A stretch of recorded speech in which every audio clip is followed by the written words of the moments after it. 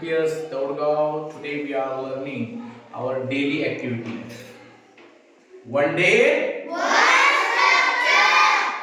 Today is day 45. आज 45वा दिवस आहे. And this is the challenge. What is the challenge? 100 days. 100 challenge. We took this challenge. Okay. बरोबर आहे. So today we are learning one new structure.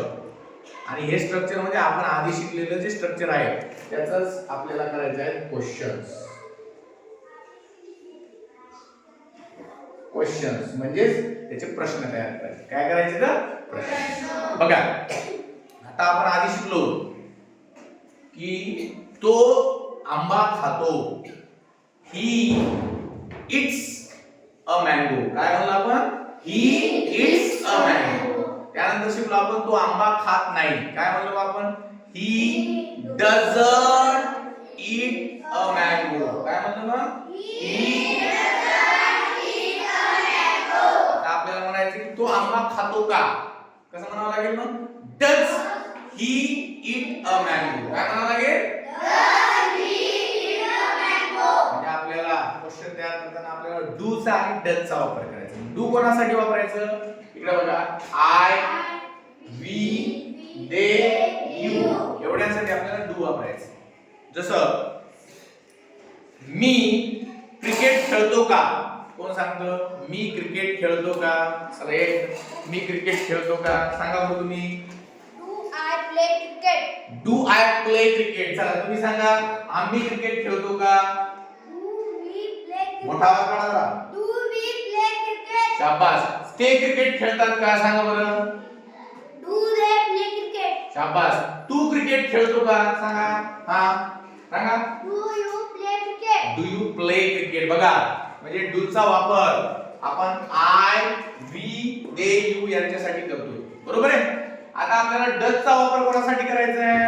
He, she, it, now. बरोबर आहे. आता it मी का गोल केले? कारण इट आपण प्राण्यांसाठी निर्जीव वस्तूसाठी वापरतो. ठीक आहे. नीट बसा राहू. तर आता पुढचा आहे बघा. तो शाळेत नेहमी येतो का? बघा तो शाळेत नेहमी येतो का? चला कोण सांगतो? सांगा तुम्ही. तो शाळेत नेहमी येतो का? Does he comes to school daily? Does he come to school daily? Daily म्हणजे रोज किंवा नियमित. तो नियमित शाळेत येतो का? आता ती दुसऱ्यांना मदत करते का? दुसऱ्यांना म्हणजे अदर्स. ती दुसऱ्यांना मदत करते का? सांगा. Does he help others? ती दुसऱ्यांना मदत करते का? Does she help others? Does she help others? आता सांगा तुम्ही. कृष्णा क्रिकेट खेळतो का? डज आधी घ्यायचं नंतर कृष्णा घ्यायचं. सांगा मग. हा सांगा. Does Krishna play cricket? मोठ्या सांगा जरा. Does Krishna play cricket? शाबास. तुम्ही सांगा तो बघा की तो पळतो का? Does he he run fast? मोठ्या सांगा. Does he run fast? हा तुम्ही बघा. तुम्ही सांगा. तो इंग्रजी बोलतो का? Does he he speak English? मोठ्या सांगा जरा. Does he speak English? शाबास. आता तुम्ही सांगा बरं. हा तुम्ही सांगा. हा तुम्ही सांगा. तो नियमित आलं का लक्षात? तो रोज किंवा नियमित आंघोळ करतो का? Does does he bath? Daily. पुन्हा एकदा सांगा. Does he bath daily? Does he bath daily. तो रोज आंघोळ करतो का? तो नियमित आंघोळ करतो का? म्हणजे या ठिकाणी आपल्याला डू चा वापर कोणासाठी करायचा आहे?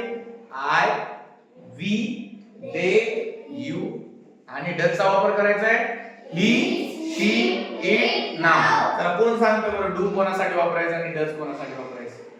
हा सांगा बरं. तुम्ही सांगा. तुम्ही उत्तर दिलं नाही ना वाक्याचं. तुम्ही सांगा डू कोणासाठी वापरायचं? I, we, they, you.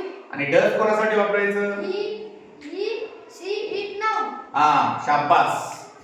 He, she, it, नाम. आता इट साठीचं एक वाक्य आपण करूया, बघूया तुम्हाला इथे काय हा. आता एखादी गाय आहे आणि आपल्याला म्हणायचं की ती पोहते का?